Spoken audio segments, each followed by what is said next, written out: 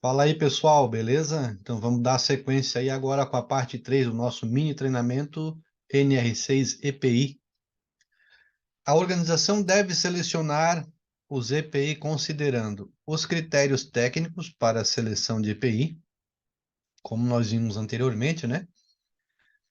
E a atividade exercida, então a gente pode ter uma ideia se vai ser um trabalho feito numa indústria, vai envolver trabalho em altura, trabalho com eletricidade, espaço confinado, hospital, etc.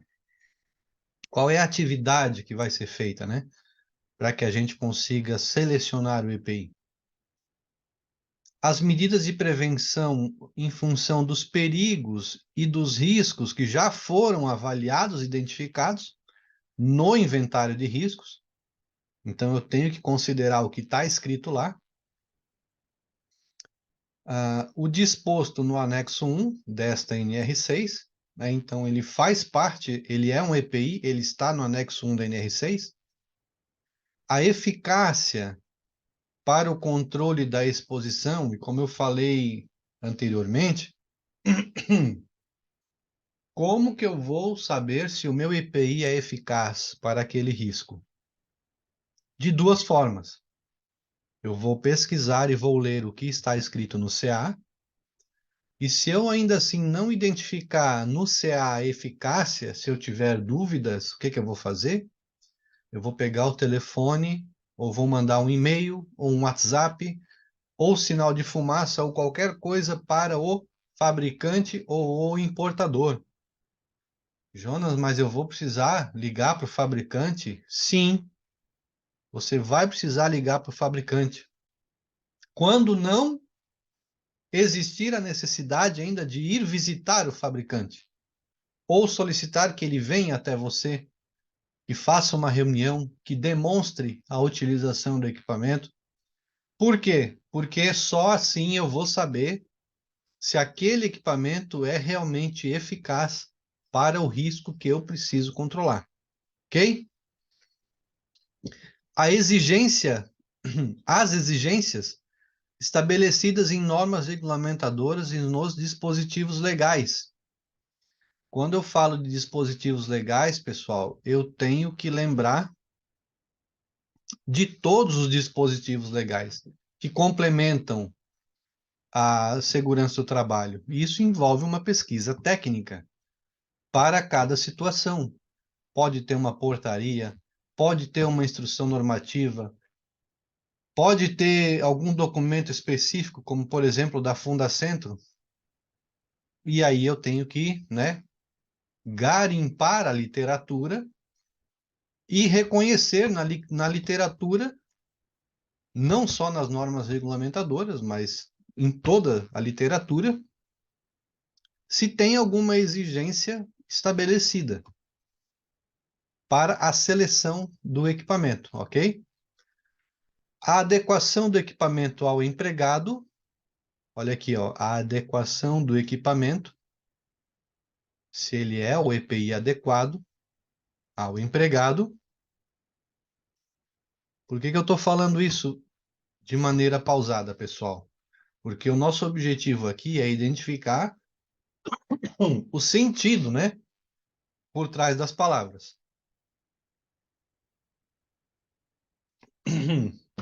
Então, pode ser que eu queira disponibilizar para o trabalhador um equipamento de proteção individual,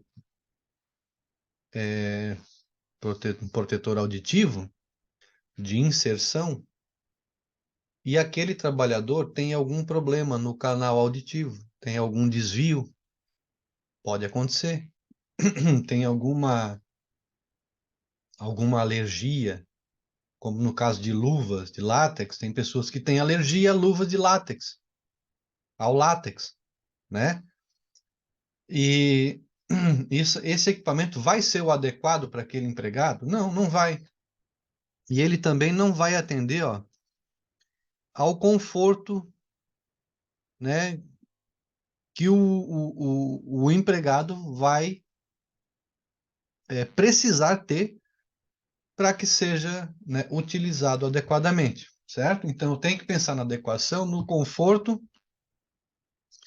e também eu tenho que registrar essa participação dos trabalhadores na escolha dos EPIs. Sim, Jonas, você vai precisar perguntar para o trabalhador, para o empregado, para o colaborador, se ele está confortável, se foi adequado, e vou ter que registrar? Sim, nós temos que registrar esse procedimento, de acordo com a NR6.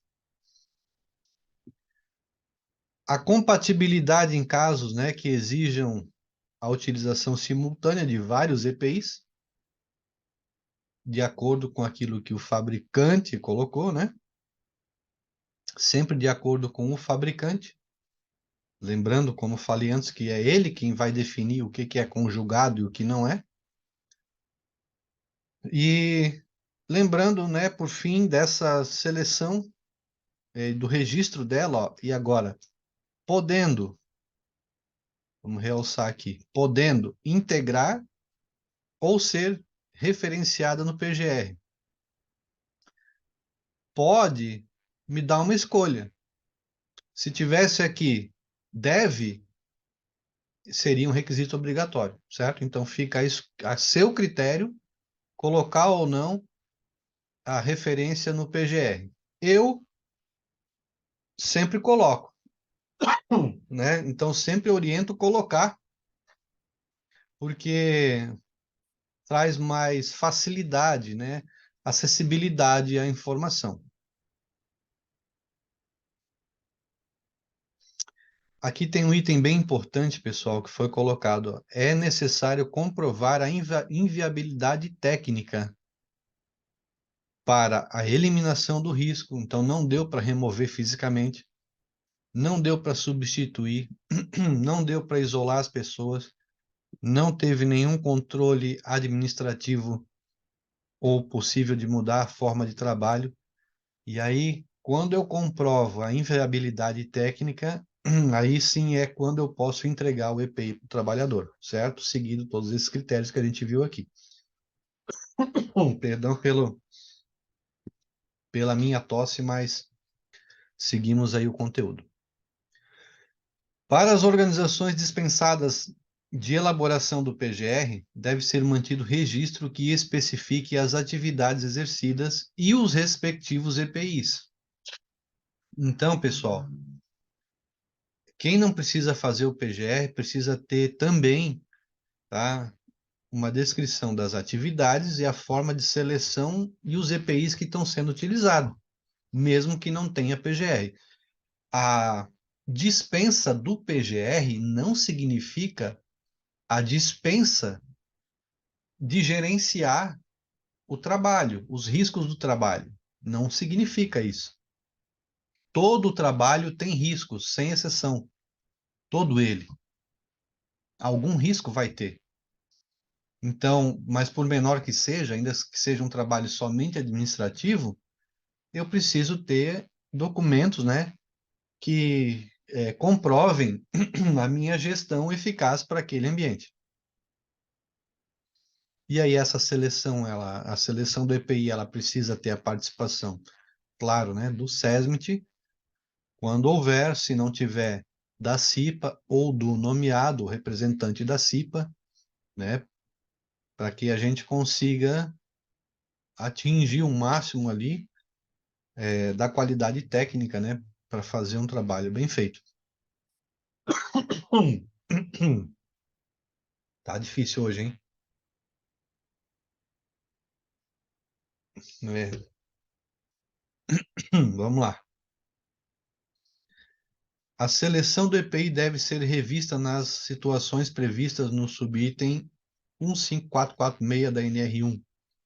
Ou seja, quando vai ter algum risco residual, vai ter mudança no processo de trabalho, mudou o ambiente de trabalho, fizeram um novo layout, levantaram ou derrubaram uma parede, apresentou alguma ineficácia, por exemplo, começou a ter levantamento de pessoas com problema de audição decorrente daquela atividade, ou seja, o que está acontecendo? O EPI não está sendo mais eficaz?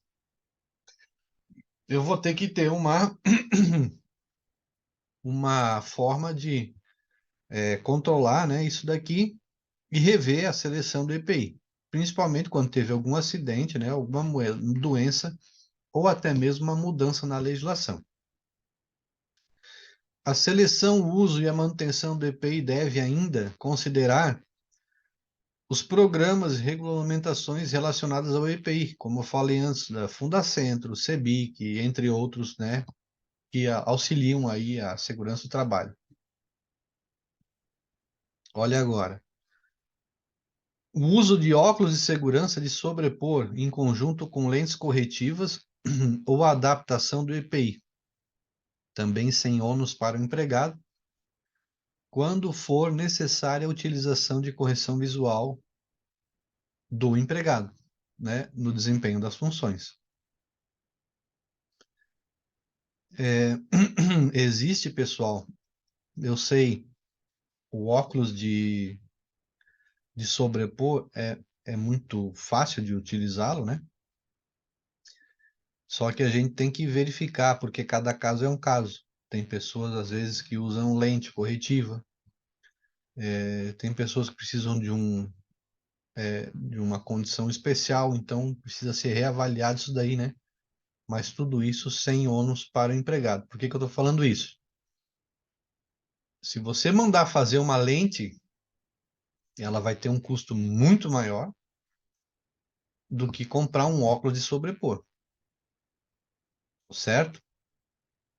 É, então, eu já sei porque às vezes tem situações que acontecem, mas elas não podem acontecer. Vou dar um exemplo aqui de calçado de segurança.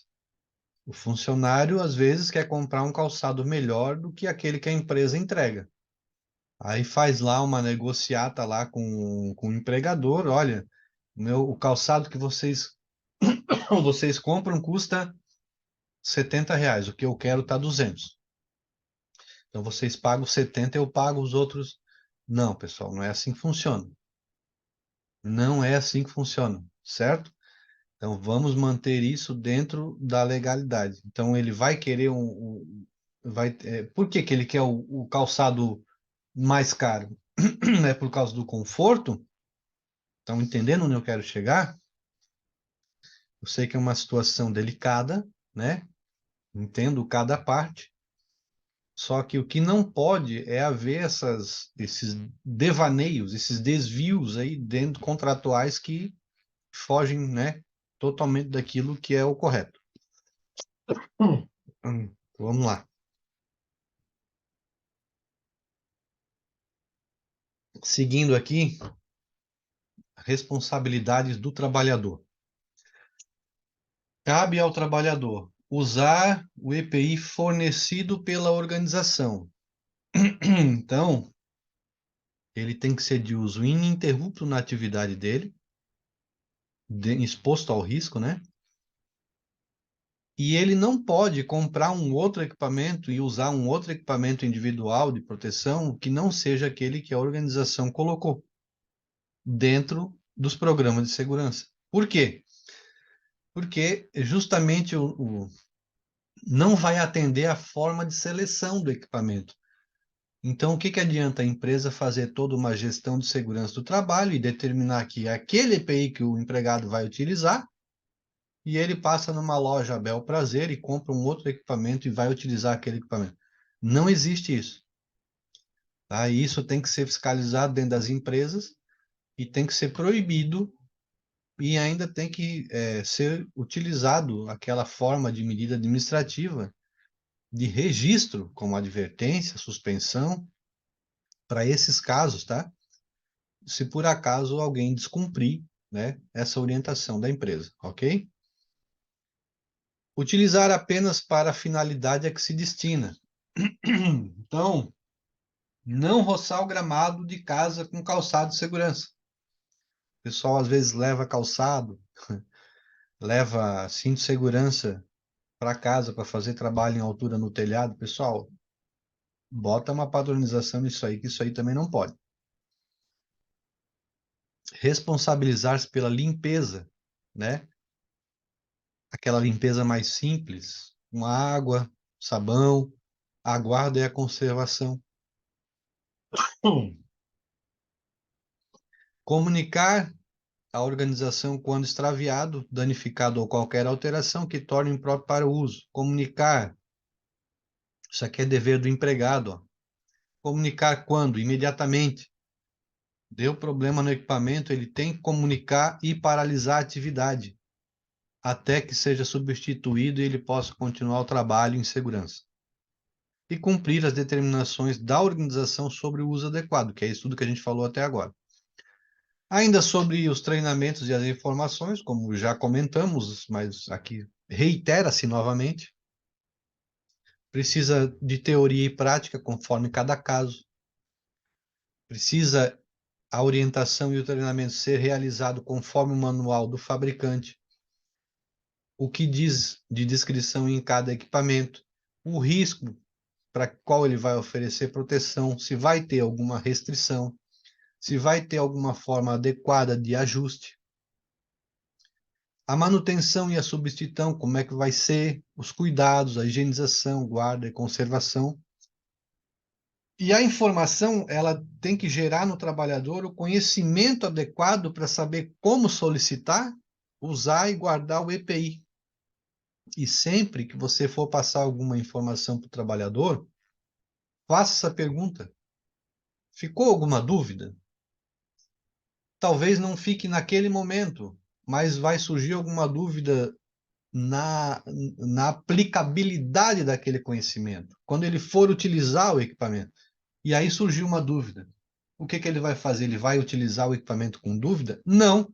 Ele tem que estar orientado a te procurar novamente para tirar qualquer dúvida que tenha ficado, ok? Responsabilidade de fabricantes e importadores, que seria comercializar, né, de acordo com as regras de habilitação de CA, disponibilizar o manual de instruções em língua portuguesa, tá, se for um EPI importado, as marcações previstas no EPI, conforme esta norma, a manutenção, se por acaso tiver algum problema no equipamento, né, que seja de um problema fabril, e a adaptação, ó, sempre que for tecnicamente possível, a adaptação do equipamento para as pessoas com deficiência. Pessoal, não é o empregador, nem o técnico de segurança, nem o médico do trabalho, nem o engenheiro de segurança que vai adaptar o EPI. É somente o fabricante ou o importador, certo? Então, são eles que mexem em alguma configuração daquele EPI e que são responsáveis e autorizados a fazer qualquer modificação. Então, a gente entrega para eles. Olha agora, as informações sobre os processos de limpeza, até deixa eu circular isso aqui em vermelho. Olha só, gravem bem isso aqui, ó. As informações sobre os processos de limpeza e higienização devem indicar, quando for o caso, o número de higienizações acima do qual não é possível garantir a manutenção da proteção original, sendo necessária a substituição do equipamento. Tá? Então, temos que, dentro do nosso procedimento padrão, pensar nisso daqui. Salvo disposição em contrário, um manual de instruções pode ser disponibilizado em meio eletrônico. Tá? Então, se for possível, né, se não tiver nenhuma ressalva do fabricante, aí ele pode ser disponibilizado em meio eletrônico. E sempre observe a portaria 672, tá? Tome conhecimento dessa portaria aqui, 672, de 8 de novembro de 2021, e fala sobre o EPI.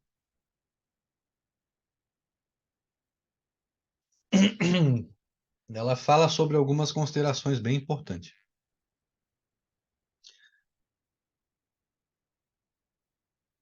Aqui também, ainda sobre o manual de instruções, tá? Ele vai ter que ter no mínimo, né?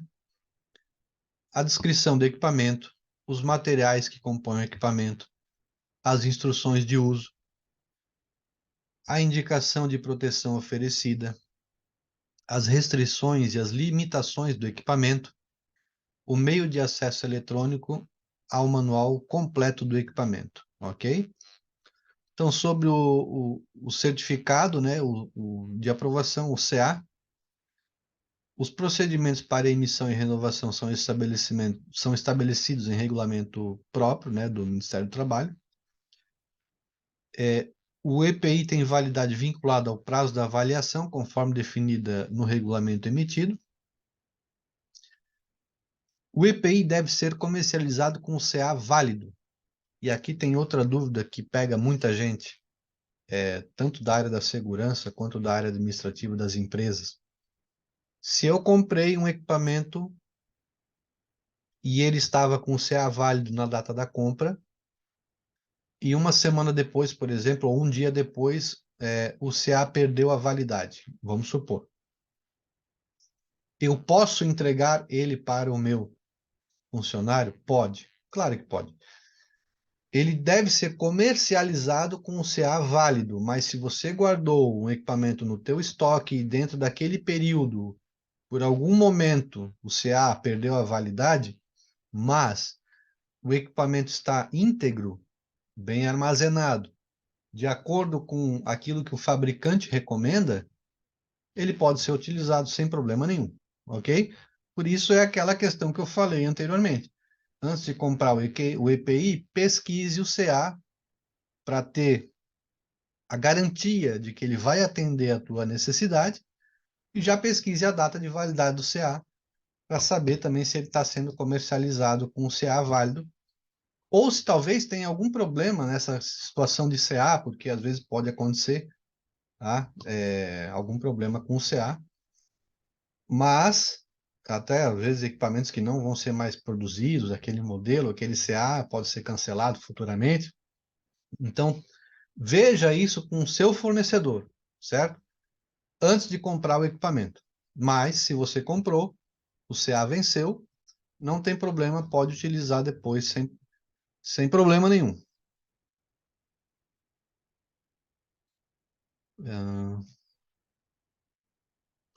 Aqui nós já vimos da parte do CA sobre os caracteres indeléveis que tem que ter, né?